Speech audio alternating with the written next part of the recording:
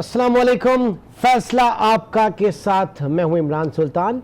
नवरीन आसमा शिराजी ज़ाती वजूहात की बिना पर आज इस प्रोग्राम का हिस्सा नहीं है, वो प्रोग्राम नहीं कर रही, इसीलिए आज ये जिम्मेदारी मेरे पास है। आपने देखा कि एहतसाब अदालत ने साबिक़ वज़ीर आज़म नवाज शरीफ को फ्लैगशिप इन्वेस्टमेंट रेफरेंस में बरी करते हुए अल अज़ीज़िया स्टील मिल रेफरेंस में 7 साल कैद और तकरीबन £3.25 अरब जुर्माने की सज़ा सुना दी है। साथ ही जायदाद ज़ब्तगी का हुक्म भी जारी किया, जिसके बाद नैब ने साबिक़ वज़ीर आज़म को गिरफ्तार करके अडियाला जेल मुंतकिल कर दिया, जहाँ से उन्हें कल कोट लखपत जेल मुंतकिल कर दिया जाएगा, जिसकी इस्तदा नवाज शरीफ ने एहतसाब अदालत के जज अरशद मलिक से की।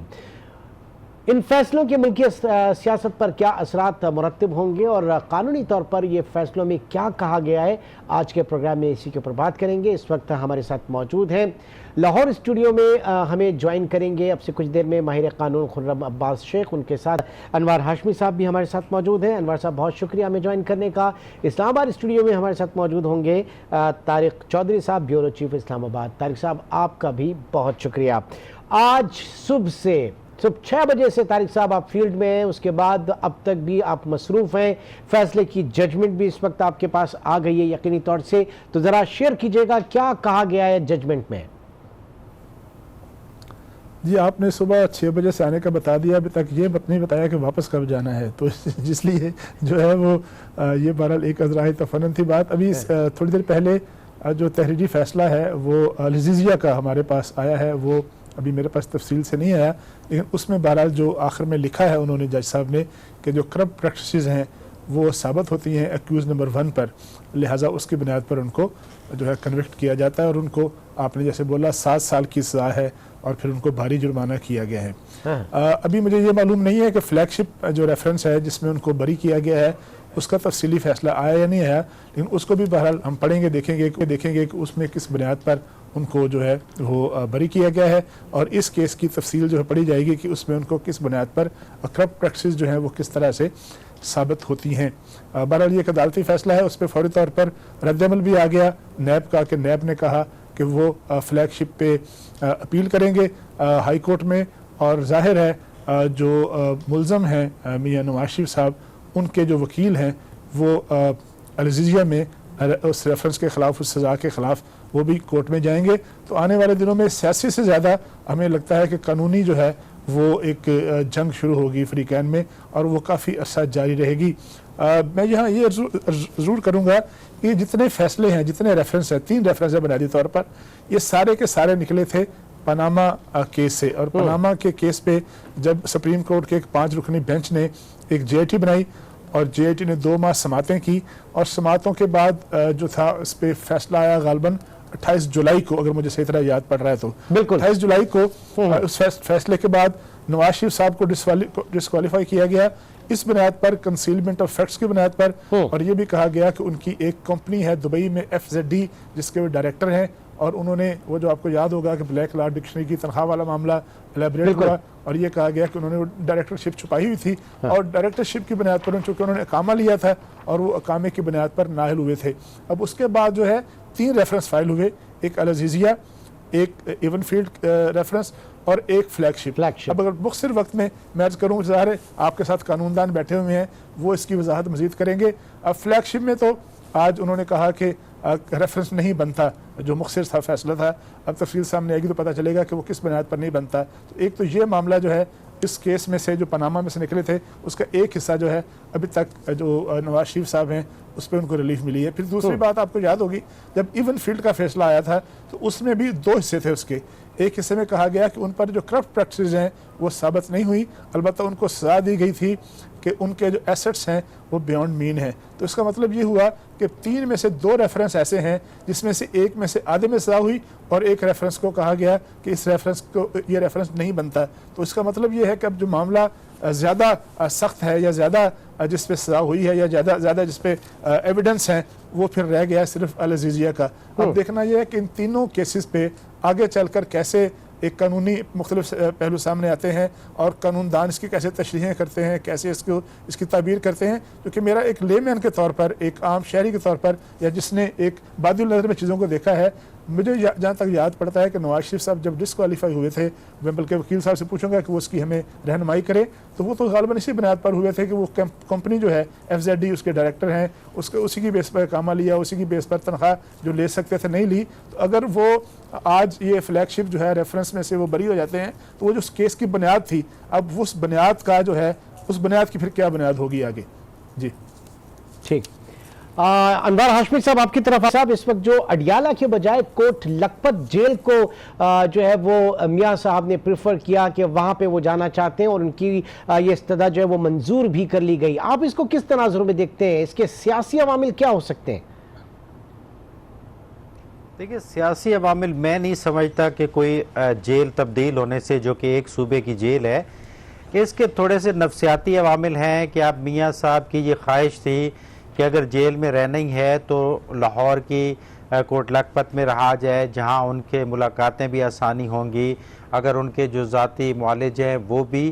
لیکن سب سے بڑی جو ان کی ذاتی خواہش تھی کہ پچھلی دفعہ بھی جب لندن سے آئے تھے تو جب پوری فیملی ان کو اڈیالہ جیل ملنے گئی تھی تو والدہ بھی ساتھ آئی تھی، جن کے لیے چلنا بہت مشکل ہوتا ہے، ویل چیئر پہ ہوتا ہے. تو اب ان کی یہ خواہش رہتی ہے کہ اگر والدہ سے بھی ملاقات کبھی کرنی پڑے، جمعرات کو جیسے فیملی کی ملاقات ہوتی ہے، تو وہ بھی ان کے لیے آسانی ہو، تاکہ ایک جذباتی وابستگی جو ان کی والدہ کے ساتھ ہے، خاص طور پہ وہ بہت ڈپریس ہیں جب ان کی اہلیہ کی وفات ہوئی اور پھر کیسز میں بھی الجھے رہے، تو یہ ایک تھوڑا سا مینٹلی سکون حاصل کرنا چاہتے ہیں. اس کے علاوہ کوئی اس حوالے سے تو سیاسی بیک گراؤنڈ نہیں ہے کوٹ لکھپت کے حوالے سے. پولیٹیکل کئی چیزیں ہیں جو آپ ڈسکس کر سکتے ہیں. اچھا، اب جیسے کہ ایک بیانیہ ہمیشہ رہا اور آج بھی رہا کہ 1% کی جو ہے وہ کرپشن ثابت نہیں ہوئی، 1% کی جو ہے وہ کک بیک ثابت نہیں ہوئی، اور ابھی جو بات ہو رہی ہے وہ کرپٹ پریکٹس. تو ان کا جو بیانیہ ہے اور یہ جو کرپٹ پریکٹس کا ہونا ثابت ہوتا ہے، اس کو پارٹی کیسے ڈیفینڈ کرے گی، کس طرح سے لے گی؟ دیکھیں طارق صاحب کی کچھ باتوں کو بھی میں آگے بڑھاتا ہوں. اگر اس کو سیاسی لحاظ سے دیکھا جائے تو مسلم لیگ نون یا اپوزیشن جو ہے اس سے بہت فائدہ اٹھا سکتی ہے. عمران خان نے 2 سال تک جو کمپین چلائی ہے اور جس سیاسی کیس کو لڑتے ہوئے وہ وزارت عظمیٰ کے عہدے تک پہنچے ہیں، وہ پاناما کا کیس تھا. اب آپ دیکھیں ٹیکنیکلی پاناما جو ہے 98% پاناما کے کیسز فارغ ہو چکے ہیں، جس میں نواز شریف کی کوئی ذمہ داری ثابت نہیں ہوئی. اس لحاظ سے کہ ایون فیلڈ کا جو فیصلہ تھا وہ ایک عدالت نے جو ہے اس کو فیصلے کو معطل کر دیا اور وہ جیل سے باہر پھر رہے ہیں. اب یہ دوسرا تھا جو آج جس میں وہ بری ہوئی ہیں، اس میں بھی عدالت نے جو ہے نواز شریف کی کوئی آنرشپ جو ہے وہ ثابت نہیں کر سکے، تو اس لیے ان کو بری قرار دے دیا. جہاں تک تیسری العزیزیہ ٹیکنیکلی پاناما سے اس طرح لنک نہیں کرتی براہ راست، کیونکہ العزیزیہ باقاعدہ جدہ چیمبر آف کامرس میں رجسٹرڈ تھی. یہ سٹیل مل باقاعدہ چیمبر آف کامرس میں رجسٹرڈ تھی اور وہ حسن نواز کے نام رجسٹرڈ تھی. تو اس لیے نواز شریف کا صرف وہ جو منی ٹریل والا حصہ تھا کہ اس وقت وہ آپ کے کفیل تھے، تو یہ رقم کس انداز میں منتقل ہوئی اس کاروبار کے لیے وہ ثابت نہیں کر سکے. لیکن پاناما کے ایشو سے وہ کافی حد تک جو ہے وہ بری ہو چکے ہیں. اس وجہ سے فیصلے کے فوری بعد پی ٹی آئی کے رہنماؤں کو اسلام آباد میں پریس کانفرنس کرنا پڑی. ان کو سمجھ آ گئی ہے کہ یہ سیاسی طور پہ ہمارا کیس کمزور ہو رہا ہے، تو اس لیے وہ مختلف دلیلیں جو ہے وہ دے رہے تھے. اب آگے چل کے اب دیکھنا ہے کہ نواز شریف جو ہے وہ جیل کے اندر ہیں، شہباز شریف جو ہے وہ کیسز میں وہ بھی اسی کوٹ لکھپت جیل میں ہی ہیں. ابھی تو وہ اسمبلی کے اجلاس کی وجہ سے اسلام آباد میں ہوتے ہیں. باقی پارٹی رہنما خواجہ برادران جو ہے وہ بھی اسی طرح ریمانڈ پہ ہیں. تو مریم نواز جو ہے یقیناً نواز شریف کی نظر ابھی انہی پہ ہے، لیکن ایسا پاسبل نہیں ہے کہ صرف فیصلے آخری بات کہ فیصلے کے خلاف کو ان کو تحریک چلانی پڑے گی. وہ ایک عدالتی فیصلہ ہے، صرف پارٹی کو زندہ رکھنے کے لیے ضرور ان کی نظر مریم نواز پہ ہے. اچھا طارق چودھری صاحب، آج آپ نے دیکھا بھی ہوگا، آپ وہاں موجود تھے، باڈی لینگویج کیا تھی آج نواز شریف صاحب کی؟ اچھا، اس سے پہلے کہ میں نواز شریف صاحب کی باڈی لینگویج بات کروں، چونکہ میں دوبارہ پڑھ دوں جو آپ نے کہا کہ فیصلہ کیا آیا ہے، اس کا جو آخری 3 سطریں ہیں وہ لکھا ہے کہ ایز سچ accused number 1 میاں محمد Nawaz Sharif is held guilty for the offense of corruption and corrupt practices and accordingly I do hereby convict him under section 10 of the NAO 99 read with the schedule their to and consequent upon his جو آگے وہ کٹا ہوا ہے. تو یہ ہے وہ جو آخری جس کو کہتے ہیں آپریٹو پیرا, سے اوپر بھی ہیں چیزیں. اب جہاں تک آپ نے باڈی لینگویج کی بات کی تو میاں نواز شریف صاحب جو ہیں, میں ان کو براہ راست تو آج چونکہ میں کورٹ کے باہر تھا اور باہر سے لائیو ٹرانسمیشن کا حصہ تھا, جبکہ ہمارے جو ساتھی اندر موجود تھے ان کا یہی بتانا ہے کہ میاں نواز شریف صاحب جو ہیں زیادہ تر وقت تو وہ بڑے حوصلے میں تھے اور بڑی وہ اپنے ساتھیوں کی ہمت بناتے رہے, اور یہی بھی ہمیں پتہ چلا کہ انہوں نے وہاں کچھ شعر ویر بھی سنائے اپنے ساتھیوں کو, اپنے ارد گرد موجود تھے. اور غالباً میں کنفرم نہیں کر رہا, مجھے کچھ ساتھی رپورٹر بتا رہے تھے کہ گانا وانا بھی کوئی وہاں سنایا گیا. لیکن جب فیصلہ پہلا حصہ آیا تھا, جب جو فلیگ شپ ریفرنس کا, تو اس وقت میاں نواز شریف کے بارے میں بتایا جاتا ہے کہ وہ خوش ہوئے تھے, لیکن جیسے ہی دوسرا اس کا حصہ سامنے آیا تو پھر ظاہر ہے ان پر کچھ نہ کچھ جو تھی اضمحلال کی کیفیت طاری ہوئی. البتہ وہ مرحلہ جب ہم نے سنا ہے کہ پرویز رشید صاحب بھی آپ دیدہ ہوئے اور پھر مریم اورنگزیب بھی آپ دیدہ ہوئیں, تو تب میاں نواز شریف کے چہرے پر بھی ہماری اطلاعات ہیں کہ رنجیدگی دیکھی گئی. لیکن آج صبح سے اگر دیکھیں تقریباً 3 بجے کے قریب جب وہ پہنچے تھے نیب کورٹ میں, تو اس وقت تک ہم تک یہ اطلاعات پہنچی نہیں کہ وہ ذہنی طور پر تیار تھے ہر طرح کے فیصلے کے لیے. جو سینیٹر عباس افریدی کے گھر میں تھا ان کے طویل مشاورت بھی ہوئی, انہوں نے اپنے ساتھیوں کے ساتھ گپ شپ بھی لگائی, کچھ چیزوں کو ظاہر ہے نوک پلک بھی سواری ہوگی, کچھ احکامات بھی جاری کیے ہوں گے, کچھ مشورے بھی دیے ہوں گے پارٹی کے بارے میں. تو اس وقت تک جو ہے جو کوئی ایسی ان کے لیے کوئی چیز بھی غیر متوقع نہیں تھی. اسی طرح جب مسلم لیگ نون کے رہنما جو آج سارے دن ہمارے ساتھ رہے, وہاں شاد خاقان عباسی تھے, مشاہد حسین تھے, مشاہد اللہ تھے, مہتاب عباسی تھے, جاوید مرزا عباسی تھے, کوئی ایسا شخص نہیں تھا جو کسی بھی چیز کے لیے, میں دہراؤں گا کسی بھی چیز کے لیے, کسی بھی فیصلے کے لیے ذہنی طور پر تیار نہ ہو. ٹھیک ہے, یعنی طور پہ تیار تھے, اور یقیناً پھر ایسے میں اگر کوئی ریلیف ملا ہوگا تو پھر وہ فلیگ شپ ریفرنس کے حوالے سے ملا ہوگا. ایک چھوٹے سے بریک کی طرف چلیں گے, اور بریک کے بعد ظاہر ہے کہ یہ فیصلہ ڈیٹیل ججمنٹ بھی آئے گی. تحریری طور پر یہ جو فیصلہ اس وقت سامنے آیا ہے اس کے کیا محرکات ہیں, یہ ڈسکس کریں گے. ایک چھوٹے سے بریک کے بعد دوبارہ ملتے ہیں.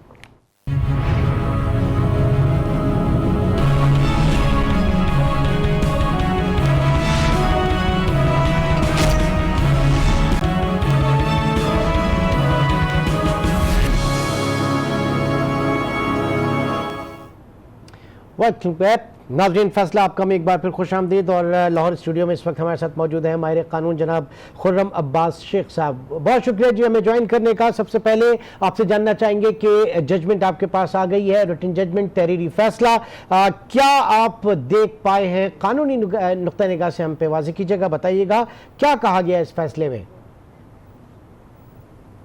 دیکھیں, سب سے پہلی بات تو یہ کہ تھوڑی سی حیرت ابھی ضرور ہے. سرسری طور پر جتنا بھی مطالعہ کر پائے ہیں ابھی تک اس فیصلے کا, اس میں حیرت ضرور ہے کہ فلیگ شپ ریفرنس میں کس طرح سے بریت ہو گئی. کیونکہ جن اصولوں کی بنیاد کے اوپر, دیکھیں جو فوجداری قانون ہے جس کی بنیاد کے اوپر یہ فیصلے کیے جاتے ہیں, کچھ اصول قانون ہوتے ہیں جنہیں ہم جورسپروڈینشل کرمنل جورسپروڈینشل پرنسپلز بولتے ہیں.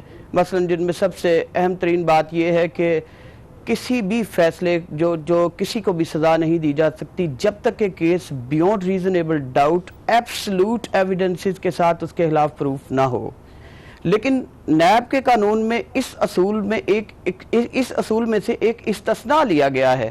ہمارے ملک میں یہ نیب کے آرڈیننس میں اس قانون میں ایکسیپشن یہ لی گئی ہے کہ آپ پریزمپشنز کی بنیاد کے اوپر, اندازوں کی بنیاد کے اوپر ایبسلوٹ پروف نہ بھی ہو تو آپ ایک اندازہ بھی اس میں سے لے سکتے ہیں کہ یہ انسان گلٹی ہو سکتا ہے. اور یہ اندازے پر مبنی فوجداری قانون پیپلز پارٹی اور نون لیگ کے جو ادوار ہیں ان میں بھی یہ قائم رہا ہے, انہوں نے اس میں چینج نہیں کیا. اور اسی لا آف پریزمپشن کے تحت ایون فیلڈ ریفرنس کیس کا بھی فیصلہ کیا گیا. اسی طرح اسی براڈر پرنسپل کے تحت العزیزیہ کیس کا فیصلہ بھی کیا گیا. تو فلیگ شپ ریفرنس میں کس طرح سے ان کو بری کر دیا گیا, یہی broader principle flagship reference case میں بھی اپلائی ہوتا ہے. بلکہ to my understanding flagship reference case تو نواز شریف صاحب کے ساتھ کے خلاف اور اس پوری فیملی کے خلاف سب سے امپورٹنٹ کیس ہے, اور اس میں شاید جو ایویڈنسز ہیں وہ بھی بہت سٹرونگ ہیں, no less stronger than the evidences of rest of other cases. تو اس لیے فلیگشپ اچھا یہ خرم صاحب آپ نے فلیگشپ ریفرنس کے حوالے سے بات کی، اسی کے اوپر میں بات کرنا چاہ رہا تھا. کیا وہاں پہ پروسیکیوشن کمزور رہی؟ نیب جو ہے وہ اس انداز میں تحقیقات نہیں کر پائی؟ کیونکہ بات یہ بھی کی جا رہی ہے، آپ جیسے اور لوگ جو ہے وہ یہ بھی کہہ رہے ہیں کہ آپ اگر وہاں پر جاتے، اس کو شاید ضمنی ریفرنس میں لے کر آئے تھے، وہ بھی ہم آپ سے جاننا چاہیں گے. اور پھر اس کی جو پروسیکیوشن ہے باہر جو ڈاکیومنٹ ڈکلیئر کی تھی، جو ڈیکلیریشن تھی حسن نواز کی طرف سے، وہ بھی دیکھے جانے تھے. تو یہ پھر کمزوری جسے آپ کہہ رہے ہیں، یا کیا ہے؟ کمزوری ہے یا یہاں پہ وہ استثناء ہے؟ نہیں، میرے خیال میں جتنی کمزوریاں اس کیس میں ہیں اتنی کمزوریاں باقی کے 2 کیسز جن میں سزائیں ہوئی ہیں ان میں بھی ہیں. میرے خیال میں یہ کچھ کمزوریاں ہوتی ہیں جو فیٹل ہوتی ہیں. ایسی فیٹل ویکنس یا defect in the prosecution evidence مجھے ذاتی طور پر نظر نہیں آتی، فیٹل نظر نہیں آتی. دیکھیں پوری ریاست کی مشینری نے یہ ایک بات تو ثابت کر دی ہے کہ حسن اور حسین نواز کے پاس جو اس کیس میں جو ایویڈنس جو دولت آئی ہے ان کے پاس وہاں، اس کا سورس کیا ہے. اس کے سورس کے معاملے میں ایسی کوئی ایویڈنس نہیں دی گئی جو ڈیفنس سائیڈ ہے اس طرف سے. دیکھیں ایک اور بات بھی ہے، اگر میاں نواز شریف صاحب اس کیس میں بری ہوتے ہیں تو اس دولت کا چونکہ کوئی کسی قسم کا منی ٹریل نہیں دیا جا سکا، جس دولت کی بنیاد کے اوپر یہ 16 آف شور کمپنیاں قائم کی گئی ہیں اور ان کے 88% جو منافع ہیں وہ میاں نواز شریف صاحب کو آتے رہے ہیں اور گفٹس آتے رہے ہیں. تو چلیں ٹھیک ہے، اگر مان بھی لیا جائے کہ وہ میاں نواز شریف صاحب اس دولت کا سورس نہیں تھے جس سے وہ 16 کمپنیاں بنائی گئی ہیں، تو پھر اس کا سورس کون تھا؟ اس کا سورس وہ کہتے ہیں گرینڈ فادر تھے، لیکن گرینڈ فادر سے جو منی کی موومنٹ ہے اس کے کسی قسم کے کوئی پروف یہ عدالت میں تو نہیں دے سکے. اس کا مطلب ہے اگر some wrong has been done, who has done it؟ یہ ایک ایسا بلینک ہے جسے کورٹ فل نہیں کر پائی. اچھا اوکے، اگر نواز شریف صاحب نے وہ رانگ ڈوئنگ نہیں کی تو پھر اس کا مطلب ہے حسن اور حسین نواز صاحب جو ہیں وہ کلپریٹس ہیں. وہ اس کیس میں the main wrongdoers are the 2 brothers. اگر وہ ہیں تو پھر اس کا مطلب ہے the case has not been closed, it is still continuing against them.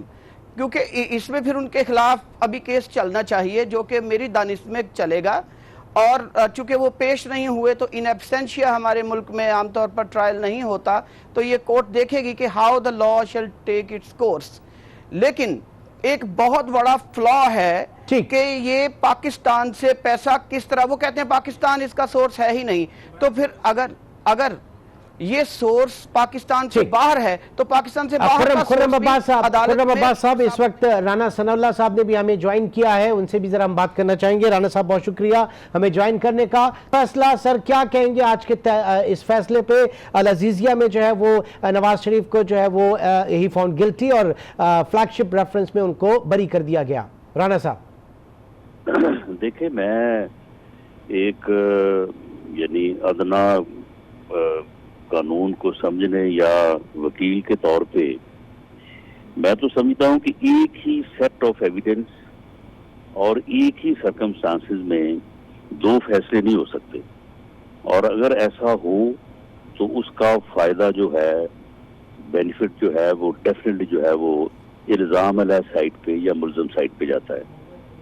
ان دونوں ریفرنسز میں جو جہاں تک میں نے ان کو دیکھا ہے 99% جو ہے وہ دونوں میں الزام، پروسیکیوشن، ایویڈنس، گو کہ ایویڈنس ساری جو ہے وہ تھی مفروضوں پر ہی، کوئی براہ راست ایویڈنس نہیں تھی، کوئی ایک بھی دستاویزی ثبوت نہیں تھا، لیکن تھی ایک ہی. اب یہ میں بات سمجھنے سے قاصر ہوں کیونکہ میں نے دونوں فیصلوں کی جو ہے وہ میں نے لفظ بلفظ ان کو نہیں پڑھا، سرسری جو ہے وہ دیکھا ہے کہ ہاؤ اٹ از پاسبل کہ آپ ایک میں جو ہے وہ فیصلہ ایک کریں اور دوسرے میں فیصلہ دوسرا کریں.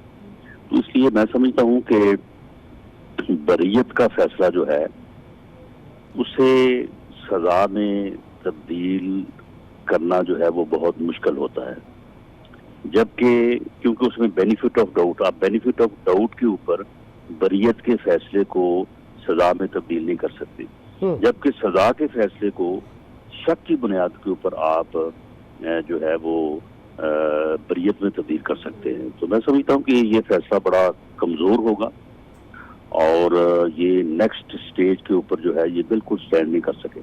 تو اس کا مطلب ہے کہ آپ جا رہے ہیں پھر اپیل میں اس کے خلاف؟ نہیں دیکھیں یہ تو مسٹ ہے. اس سے پہلے میاں نواز شریف صاحب کو سزا ہوئی, اس میں محترمہ مریم نواز صاحبہ کو بھی اور کیپٹن صفدر صاحب کو بھی, تو اس کو بھی ہم نے لیگلی فائٹ کیا تھا. ہم اپیل میں گئے تھے, ہم نے اپنا کیس آئین اور قانون کے مطابق جو ہے وہ لڑا تھا. ٹھیک ہے, ہمیں اس فیصلے کے اوپر جو ہے وہ ہمارے تحفظات ہیں, لیکن ہم جو ہے وہ عدلیہ پہ یقین رکھتے ہیں. انہی عدالتوں سے اس سے پہلے بھی ہمیں ریلیز ملا ہے اور انشاءاللہ اب بھی ملے گا. اچھا, اب یہ کوٹ لکھپت جیل والی جو بات ہوئی ہے کہ اڈیالہ نہیں کوٹ لکھپت میں وہ جانا چاہیں گے, تو اس کے پیچھے کیا مطلب کس طرح کا آپ وہ سمجھ رہے ہیں کہ میاں صاحب نے کیوں کہی یہ بات؟ دیکھیں اس میں ایک تو یہ ہے کہ میاں نواز شریف صاحب آپ کے علم میں ہے کہ ان کی جو ہے وہ سیکنڈ ٹائم ہارٹ سرجری ہوئی ہے, اور ان کے جو معالج ہیں جن سے وہ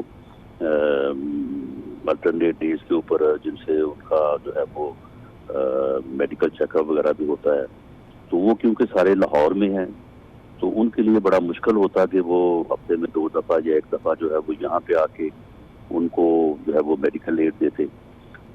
تو اس لیے انہوں نے اس عذر کی بنیاد کے اوپر جج صاحب سے بات کی کہ یہ مناسب ہوگا کہ مجھے وہاں پہ شفٹ کر دیا جائے, اور ویسے بھی ان کا رہائش بھی آپ کے علم میں ہے کہ وہاں پہ ہے.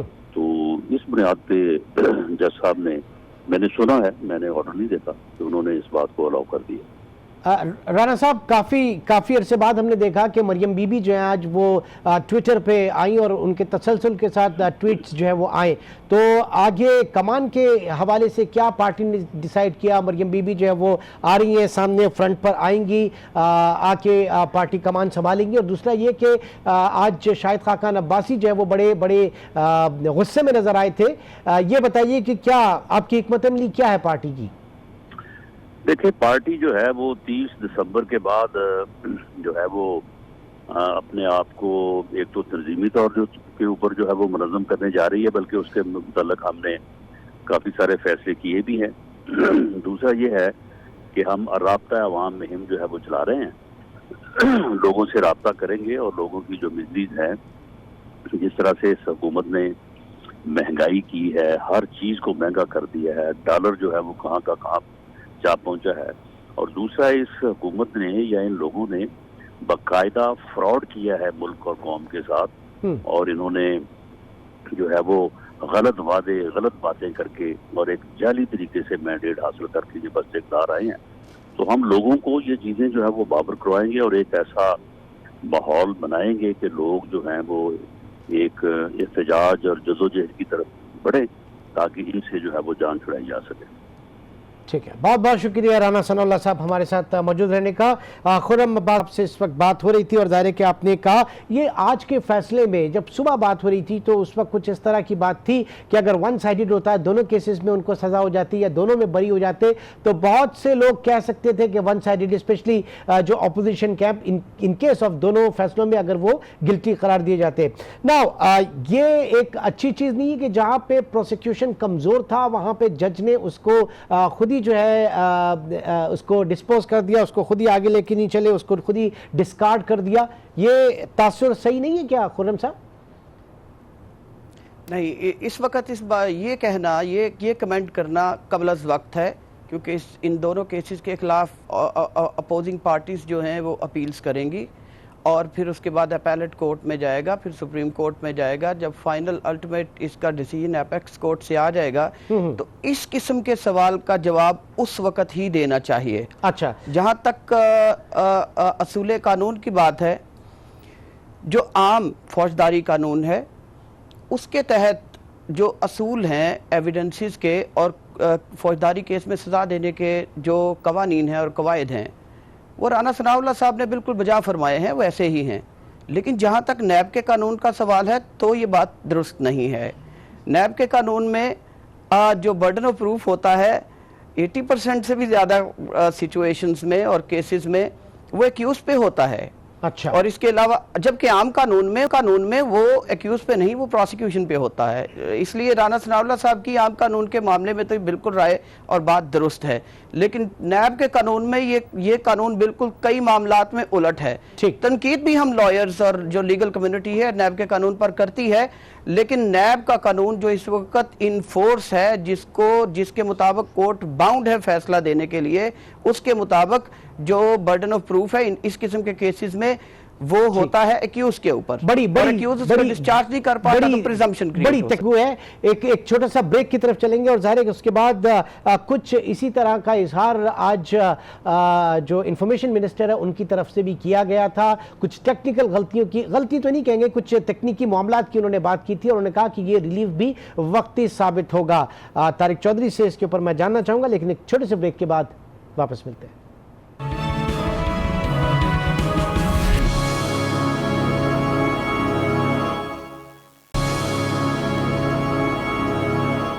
Welcome back. طارق چودھری صاحب، ابھی تھوڑی دیر پہلے خرم عباس شیخ صاحب جس لا آف پریزمپشن کی بات کر رہے تھے نیب کے اس پرٹیکولر فلیگ شپ ریفرنس کے حوالے سے، کچھ اسی طرح کی باتیں جو ہے فواد چودھری صاحب نے بھی کی، کچھ ٹیکنیکل چیزیں جس کی وجہ سے یہ ریلیف بظاہر جو ہے ان کو ملا ہے، لیکن حسن اور حسین نواز صاحب جن کو ایبسکانڈر جو ہے وہ قرار دیا گیا ہے، ان کے ساتھ یہ معاملہ چلتا رہے گا. کیا کہیں گے طارق صاحب؟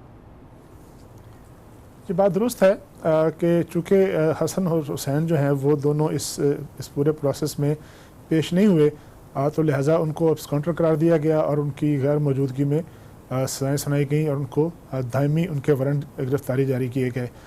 اس سارے عرصے میں میاں نواز شریف صاحب کا جو ڈیفنس تھا خاص طور پہ العزیزیہ میں، وہ یہی تھا کہ یہ جو کاروبار ہے یہ ان کے بچوں کا کاروبار ہے، جو کہ ان کو ان کے دادا سے منتقل ہوا، پیسے منتقل ہوئے یا کس طریقے سے منتقل ہوئے، اور لہٰذا وہ اس کا حصہ نہیں ہے. پھر دوسرا ان کا یہ موقف تھا کہ ان کے بیٹے جو ہیں وہ شاید 2001 میں یا اس کے بعد جب وہ سعودی عرب میں تھے تو اس وقت انہوں نے جو برطانوی نیشنلٹی اختیار کر لی تھی، تو لہٰذا ان پر جو ہے پھر وہ اس طرح سے لاگو نہ ہوا، اور اس کے لیے اب بھی جو ہمارے وکلا ہیں، نیب ہے اور حکومت پاکستان ہے، وہ راستہ تلاش کر رہی ہے کہ کس طریقے سے ان تک پہنچا جا سکتا ہے، کس طریقے سے ان کر لایا جاتا ہے.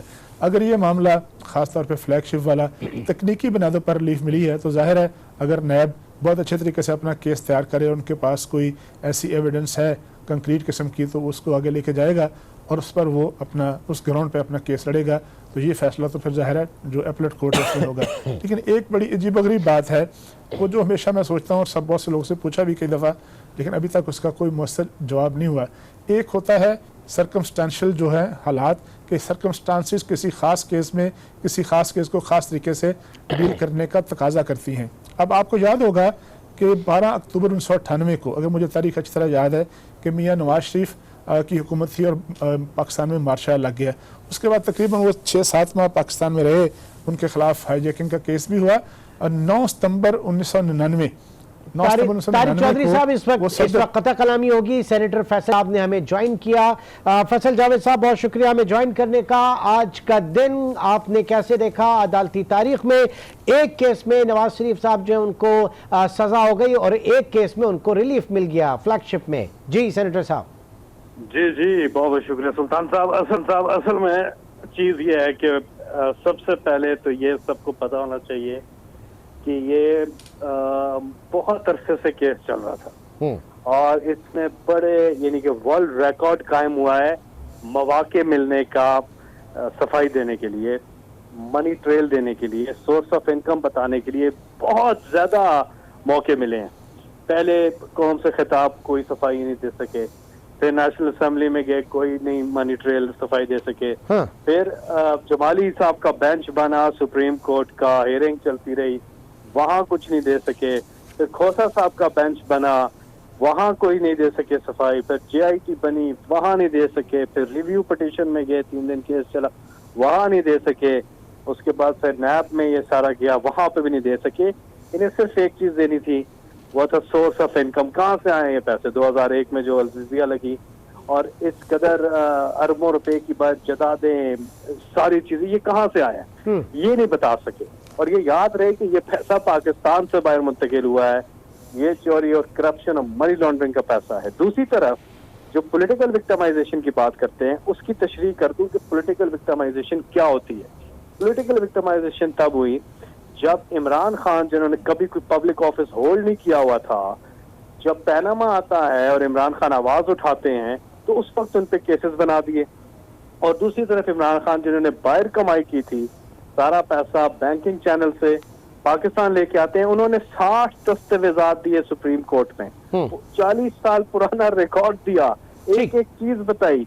तो ये होता है फर्क।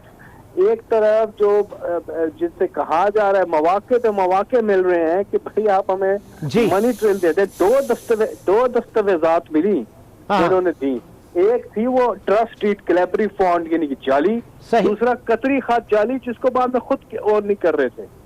ठीक, अच्छा, अब आज के इस फैसले से मैं ये जानना चाहूंगा कि इससे पहले पाकिस्तान में रिवायत नहीं थी कि हमारे यहाँ जो है office bearers, top office bearer, public office bearer जो है वो फाइनेंशियल क्राइम्स के हवाले से, टैक्स इवेजन के हवाले से कभी उनको पता चले कि वो कभी कानून की गिरफ्त में आ सकते हैं। तो ये फैसला आगे जा रहा है कि वो GIT जो है वो ओमनी के हवाले से भी है। ये पाकिस्तान में किस तरह की नई सुबह आप देख रहे हैं और पाकिस्तान की अदालती तारीख में? बहुत प्यारी बात की आपने। कल 25 दिसंबर है, कायदे आजम की पैदाइश का दिन।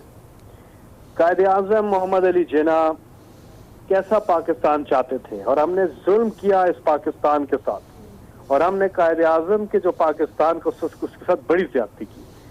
वैसा पाकिस्तान जो एक हदीस है कि तुमसे पहले कौमें बर्बाद की गई, जहाँ ताकतवर के लिए अलग कानून था, कमजोर के लिए अलग।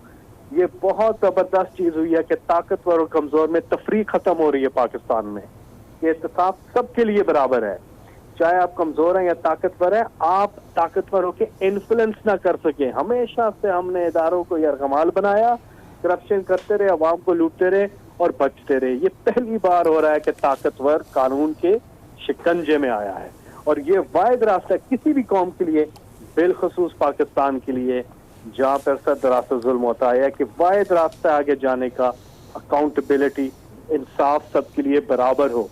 कभी कोई माशरा आगे नहीं जा सकता जब तक ये ना हो, और ये ही हमारे पास एक रास्ता और एक ऐसी नवीद, एक ऐसी सुबह, एक ऐसा सूरज टलू हुआ है जो वाकई में हमें उस मंजिल पे लेके जाएगा जो सही मानों में बहुत बहुत शुक्रिया सेनेटर फैसल जावेद। इस वक्त हमसे थे अनवर हाशमी। आपने नून लीग के लोगों को भी बात सुनी, राना सना साहब को आपने सुना, सेनेटर फैसल जावेद को आपने सुना, और जो लीगल एक्सपर्ट्स हैं खुर्रम अब्बास साहब की वो भी आपने सुनी।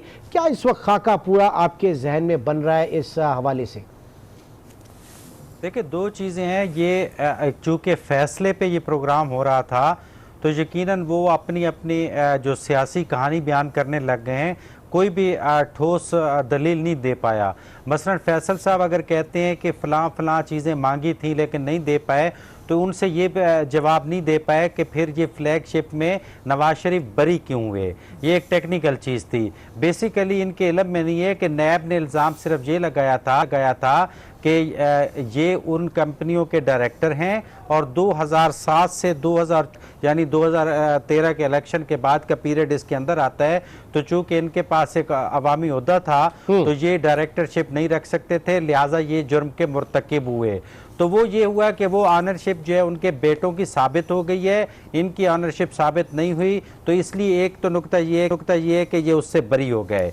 दूसरी बात, एक तारिक साहब ने नुक्ता उठाया था कि अगर ये फ्लैगशिप से बरी हो गए हैं तो वो फ्लैगशिप से रिलेटेड ही जो है वो एफजेड जो कंपनी एफजेड जो थी जिसकी वजह से अकामे पे वो नायल हुए, तो वो कैसे हुए हैं? वो इस लिहाज से टेक्निकली दुरुस्त फैसला था कि इन्होंने बतौर डायरेक्टर या मालिक जो है वो दुबई की उस कंपनी में, अपनी बेटी के कंपनी में बतौर डायरेक्टर या मालिक नहीं थे, कागजों में बतौर एम्प्लाई जो है वो शो हुए और एक तनख्वाह फिक्स की गई थी। और टेक्निकली इलेक्शन कमीशन के रूल के मुताबिक जब इलेक्शन लड़े थे तो उसके फॉर्म में वो तनख्वाह आमदनी का वो जरिया नहीं लिखा गया था, इसलिए वो छोटा केस था, मगर वो उस बुनियाद पे नायल हो गए। और आज जो 2007 से 2014 के इल्ज़ाम नैब का था, इस वजह से ये बरी हो गए। राना सनाउल्लाह साहब ये जवाब नहीं दे पाए कि अगर वो इससे बरी हो गए हैं तो फिर अल अजीज़िया की जो ऑनरशिप है کیا وہ انہوں نے ثابت کی یا نہیں کی، اس کا جواب رانا صاحب نے دینا تھا۔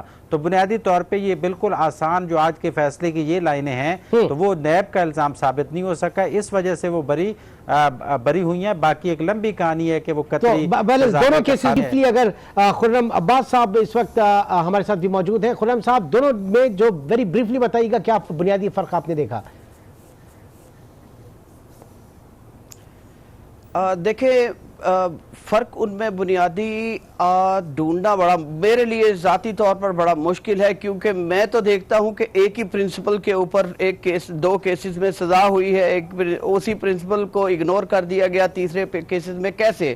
شاید میرے سوالوں کے جواب آگے جب اپیلیٹ کورٹ فیصلہ دے گی تو مجھے بھی مل جائیں گے، لیکن جو بنیادی طور پر مجھے فرق نظر آتا ہے جو تھوڑا سا میاں نواز شریف صاحب کی فیور میں جاتا ہے، وہ یہ کہ ایکٹیولی پروسیکیوشن یہ پروف نہیں کر پائی کوئی ٹھوس ایویڈنس دے کے کہ کس طرح سے نواز شریف صاحب کنیکٹڈ ہیں اس پراپرٹی سے جس سے آگے انہوں نے 16 آف شور کمپنیاں بنائی۔ وہ ویلتھ جو پاکستان سے موو کر کے گئی، یہ نہیں ثابت ہو سکا کہ وہ نواز شریف صاحب کے اینڈ سے گئی، اندازن بھی نہیں وہ پروو ہو سکا۔ اچھا، یہ 7 سال کی جو سزا یہ ڈے اینڈ ہوگی یا سیپریٹ پورے 7 سال کاؤنٹ ہوگی؟ نہیں، کئی دفعہ یوں ہوتا ہے کہ عدالت سائملٹینیسلی شروع کرتی ہے، تمام کیسز جن میں سزائیں ہوتی ہیں ان کے سینٹنس کی کمنسمنٹ سائملٹینیسلی کنکرنٹلی شروع ہوتی ہے، کئی دفعہ ون آفٹر انادر شروع ہوتی ہے۔ لیکن یہ جس طرح کے کیسز ہیں، بیکاز یہ کیسز ٹیکنیکلی لیگلی دیکھا جائے تو ایک دوسرے سے سیپریٹ چارجز فریم ہوئے ہیں، سیپریٹ افینسز لگے ہیں، سیپریٹ ٹرائل ہوئے ہیں، سیپریٹ پروناؤنسمنٹس آف ججمنٹس ہوئی ہیں، تو ان کے ون آفٹر انادر نہیں شروع ہونے چاہیے۔ انصاف کے تقاضے تو یہ ہیں کہ یہ سائملٹینیسلی سینٹنسز شروع ہونے چاہیے۔ اچھا، طارق چودھری صاحب، کیا اس وقت منظرنامہ اب آپ دیکھ رہے ہیں؟ ظاہر ہے کہ آج کا دن تو بڑا گزرا اس کی ججمنٹ کے بعد، کل پولیٹیکلی جو ہے اس کے اوپر بات کی جائے گی، سیاسی اکابرین اور اسپیشلی کیا فرنٹ لائن اس وقت آپ نے دیکھی مسلم لیگ نون کی؟ دیکھیے، اس پہ میں بات کروں گا، چونکہ میں بات اس وقت کر رہا تھا اور آپ نے سینیٹر صاحب کے پروٹوکول میں میری بات کاٹ دی اور بعد میں پوری نہ سنی۔ میں یہ نقطہ کئی دفعہ اٹھا چکا ہوں کہ جو خاندان 9 ستمبر 1999 کو پاکستان سے جلا وطن ہو گیا تھا اور وہ سعودی عرب میں مقیم تھا، اور سعودی عرب کے قوانین آپ کو پتہ ہے کتنے سخت ہیں، اور وہ باقاعدہ وہاں سعودی عرب کا جو قانون ہے اس کی نگرانی میں تھے، اگر انہوں نے ایک خاندان جو کہ جلا وطن تھا اور اس نے 2001 میں العزیزیہ مل جو ہے وہ قائم کی، یا ہل میٹل ملز قائم کی، اس کے لیے ایک خاندان جو جلا وطن تھا، یہ کیسے ممکن تھا کہ وہ پاکستان سے اس نے منی لانڈرنگ کر لی ہو، یا پاکستان سے اس نے پیسہ چوری کر کے وہ سعودی عرب پہنچا دیا ہو؟ اور پھر کیا سعودی عرب کے قوانین اتنے ہی کمزور ہیں کہ سعودی عرب میں جو ہے وہ پیسہ منی لانڈرنگ کر کے گیا اور وہ مل وہاں بنی اور وہ جدہ چیمبر آف کامرس میں وہ رجسٹر بھی ہو گئی؟ ایک جلا وطن شخص جو ہے وہ 3 سال سے جلا وطن تھا، نہ اس کے پاس کوئی قومی عہدہ تھا، نہ اس کے پاس کوئی سرکاری عہدہ تھا، نہ وہ وزیراعظم تھا، نہ وزیراعلیٰ تھا، بلکہ آپ کو پتہ ہے کس طرح بے سر و سامانی کی حالت میں یہاں سے گئے تھے۔ یہ تو ثابت کرنا پھر نیب کو چاہیے تھا کہ پاکستان سے پیسہ کب گیا، اور اگر پاکستان سے پیسہ نہیں گیا تو پھر قانون دان مجھے بتائیں کہ اس پہ کیا فریم جو ہے، کیا چارج بنتے ہیں۔ ایسے سوال ہیں جن کے جوابات جو ہیں پاکستان کا قانون، پاکستان کے قانون دان بہت عرصہ سے تلاش کر رہے ہیں اور بہت عرصہ تلاش کیے جاتے رہے ہیں۔ یہ ایسے کیسز ہیں جن پر بہت سالوں تک قوانین میں نظائر بنے گی، پریسیڈنٹس بنے گی، اور جو وکلا حضرات اس پہ بحث کرتے رہیں گے۔ بہت بہت طارق چودھری، خرم عباس شیخ صاحب اور انوار ہاشمی صاحب، آپ تینوں حضرات اس وقت پروگرام فیصلہ آپ کا میں ہمارے ساتھ موجود تھے۔ اب تک اتنا ہی، انشاءاللہ آپ سے پھر ملاقات ہوگی۔ اپنا بہت خیال رکھیے گا۔ اللہ حافظ۔